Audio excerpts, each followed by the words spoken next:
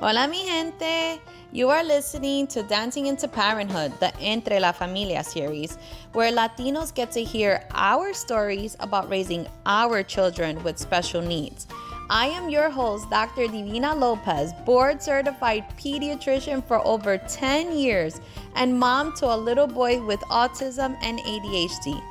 My motherhood journey has been my greatest inspiration to creating this podcast because when it comes to our community, we have unique circumstances that we keep entre la familia that we need to share and no longer keep quiet about. On this show, I will give you the tools, information, and strategies to raising a happy and healthy human being. Each week, I am connecting you with other Latino families who have generously shared their personal journeys and struggles so that you can have clarity and insight on what it takes to raise such a special child. Before the episode starts, I want to remind you to follow us on social so you don't miss out on all the support I love to share with you. You can find us on Instagram, YouTube, TikTok at Dr. Divina Lopez, and any place that you hang out on the internet. Also, I can't wait to start the parent sessions. We're starting group parent sessions, and I want you to be there. I want to help guide you if you are struggling with parenthood, if you don't have support, if you're insecure about the choices that you're making for your child, if you just want to get it right for your child, then I encourage you to join the 12-week program where we will meet once a week and I will teach you how to advocate for your child, how to navigate the medical system, how to navigate the educational system, where to find your support system, and how to build healthy family relationships so we can break those toxic cycles, create boundaries with family members, and also learn to love ourselves through it all. All right, mi gente, I want to see you there. So make sure that you go to my website and that you drop your email in there. That way you are the first to know when the group sessions start. Now let's get into the episode.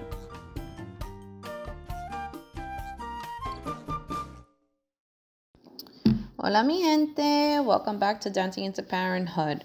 So this episode is going to be a rant. I'm going to rant on a developmental appointment that I had this past week, which, by the way, I waited a year for this appointment. And I think this is why I get so angry about these sort of appointments. So not only does it take a long time and they're not available on weekends or on evenings, it's usually during school hours and work hours. So we do have to take off from work. We have to pull our children out of school for these appointments. We have to wait a long time before we see the doctor. And on this particular appointment, my son just really seemed out of it. He was not his usual self. He was, I guess, tired and allergies were bothering him. And this doctor has only seen him once before when she diagnosed him with autism. So it's been a while since she's seen him. She kept looking at me like, is he okay? And I said, yeah, I just think, he's tired. He's been suffering from, allergies, and maybe that's the reason why, because, that particular day, the pollen count was really up and, he just wasn't himself. So you wait a year or more sometimes for these appointments. That day of the appointment, perhaps your kid is just really not up to it, right? Which makes it a little more challenging. So he wasn't participating very much. And on top of that, I'm a single parent and I have to deal with, co-parenting over the phone during the visit because the other parent is not there. And I have brought up something that is important to me to get ruled out because my son is diagnosed with both ADHD and autism, and there was never any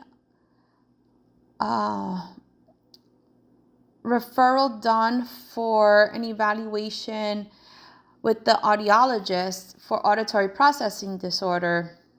And if you don't know this, ADHD is a diagnosis of exclusion, meaning that they, as a clinician, right, as a neurologist or developmentalist or whoever it is that's doing the evaluation, they need to rule out other things like depression, anxiety, other factors that could present and look like ADHD. And my son did not have this particular test done by an audiologist to rule out auditory processing disorder. And I don't know about you, but my child is the kind of child that you have to like say something a million times and, you know, he doesn't hear you, or you say something to him and he doesn't really get it at first. And sometimes you have to repeat yourself over and over in order for him to like focus enough and process it. And then, you know, he understands what you're saying to him. So I was really struggling this day because of the circumstances that I have to see a doctor under. And, you know, like I said, my son was just like really not into this visit. So we spoke about how he was doing and, you know, what were some areas of concern and also what were some areas of progress. And I just felt like there was a lot of dismissive sort of talk, like, oh, he seems to be doing fine in school. Oh, does he really need this test? I'm sure they did it when they did his school evaluation. I said, I know that when they do his school evaluation, they are processing his speed, that's also an area which is slow for him. But an audiologist never did the test, and that is actually the gold standard, which means that that's the test that you do in order to rule it out. And of course, because his dad didn't agree with what I was saying, and although I am a pediatrician, you know, the developmentalist also kind of dismissed it. Didn't think it was so important to do. She also did something which really annoyed me, especially as a general pediatrician. She asked me questions like about his asthma and, you know, when was the last time he used his inhaler and things that have really nothing to do with his autism. But then she was giving her opinion about it, which seemed very strange to me because I actually have a very different opinion than her. And I'm a general pediatrician who works with asthmatics every single day, actually. Very bad asthmatics, to top that all off. Also, there is this thing where practitioners, clinicians, they don't speak to one another, right? So just some advice if you're new to all of this. Parents, you need to have your child's file together and you need to have it organized, and you need to bring these pieces of information with you to these visits, because if you're only seeing these doctors once a year, then this is your one year, right? Your once in a year opportunity to update this doctor, this specialist who is going to ultimately make a treatment plan for your child. And you want to make sure that you use the time effectively and that you know what you're talking about. And this is why it is really important to have clarity from the other people who are on your child's team. And by team, I mean the occupational therapist or the speech therapist or the therapist that your child may visit with at school or outpatient, whatever it is. You need to have your notes very clear, because unfortunately there isn't, or there EMR is supposed to function, and that's the electronic health records or electronic medical records are supposed to function as a way for clinicians to see each other's notes. But the way the healthcare system is designed in the United States, the clinicians don't have time to go and look at all these previous consults and then Form a whole picture in their head of what's been going on for your child. And imagine if they have not seen your child for a year. This is a lot of information that they're not up to speed with. So you, as the parent, need to be pretty well versed in communicating with the clinician so that they can have a good picture of what is going on with your child, and then come up with a plan to help your child, because you don't want that plan to be the same exact plan year to year to year, especially if you're not seeing any progress with your child. Okay, then you know obviously it's not working. And I also want to tell you this, right? There is no doctor who knows your child better than you do. I don't care that they went to medical school for 10 plus years. I don't care what trainings they've had. I don't care that they are board certified. None of it matters, because you are the one that spends the most time with your child. No one, and I mean no one, not a teacher, no one knows your child better than you do. You need to be able to speak up and advocate for your child, because if you don't, then these are missed opportunities. And we know that it takes another year to see them again. And we know that our children's brains are growing at speeds that we want to take advantage of in order for them to make great progress in their lives. And so my son Aaron has made really great progress this year. But I still am always trying to figure out the best methods of helping him. Even as a pediatrician myself, I know that in medicine, we don't have all the answers for autism yet.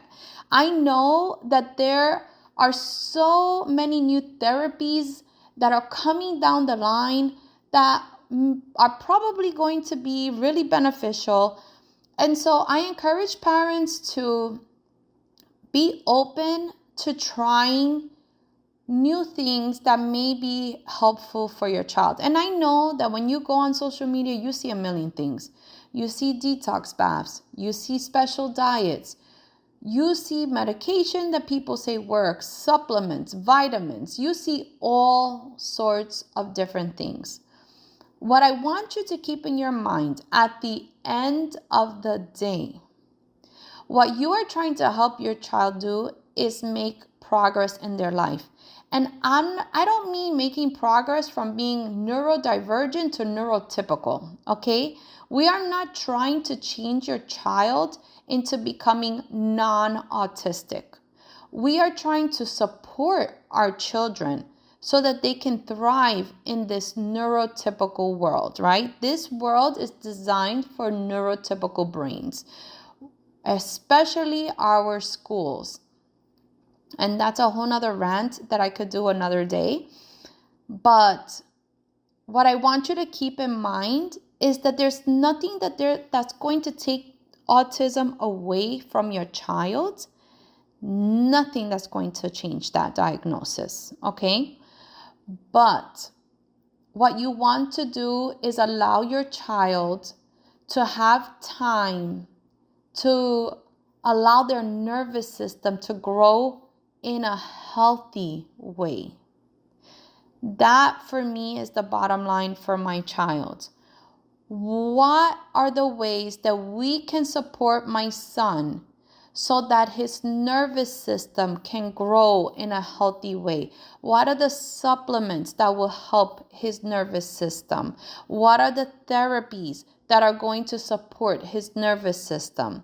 What are the things that we need to have in place at school for him to have a healthy nervous system? Because when your child has a healthy nervous system, they can regulate themselves. They can process things different. They can take in information. They can make progress at different speeds when you allow your child to regulate their nervous system. because children with autism are usually at a very heightened and dysregulated nervous system, which causes the sort of behaviors that you see, or which doesn't allow them to make progress on things that you would consider to be developmental milestones, right? They may seem behind for their age. And I also want you to take those milestones with a grain of salt, because oftentimes they are being used to compare, right? And yes, I want you to be informed about what those milestones look like for your child's biological age, but I also want you to understand that one, there is a normal range to reach those milestones, and two, that because your child has these conditions, it may present, or your child may present delayed in those different areas of developmental milestones, such as cognitive, speech and language, fine motor, gross motor, or social and emotional areas. So please don't be alarmed when you know that your child is behind. Be aware of what the deficits are, and then have strategies to start making progress. We don't necessarily have to catch them up to speed with their peers, but we want to be moving in a direction where we're making progress. And I think that's where we need to focus our goals with our children, instead of taking on so much pressure and putting pressure on them about reaching the milestones that their peers have already reached. Okay? Now, when it comes to these doctor's appointments, I really want you to have strategy when it comes to these appointments, because they can feel really defeating when your clinician doesn't understand where your child is, or is not trying to hear you and they're rushing. And if those things are happening, then please call them out on that politely and say, you seem really busy right now. Is there a better time to speak with you? I think that's a really respectful way to say it, because they probably feel the same, right? They probably resent having a job that doesn't allow them to provide quality care. I know that for me personally, that was a major reason why I no longer wanted to be to provide care anymore for my patients in a private practice setting. Everything was rushed and it felt uncomfortable for me, because for me, the priority is quality health care. Okay. And I want you to make the priority for your child, because your child deserves to have quality health care, not to have a checkbox, check saying, yeah, I went to the developmentalist this year. Okay. You want to have practitioners who are dedicated to providing quality healthcare. Now, when it comes to that feeling of defeat, all right, those are things that I would encourage you to journal about and have a good strategy, so that the next time you're at that visit, it doesn't occur again and this doesn't become a toxic cycle. So I want to empower you and confirm to you that your child's care is actually in your hands and you do have control over it. And yes, it is a bit of trial and error. Okay? Finding the right fit is not easy, and it can easily make you feel very frustrated, but do not give up. If you need some strategies, if you want a strategy session with me, please book a call with me. I will be more than happy to hear your story and help form a plan for you and your family and your child. I love you all, and I want to just share a lot of like magic, love, and light with you all, because I know that this journey can feel so challenging, but it is not impossible. Okay? I love you. Bye.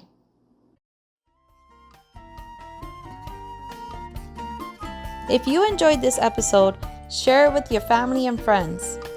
Also, join me for my group parenting sessions.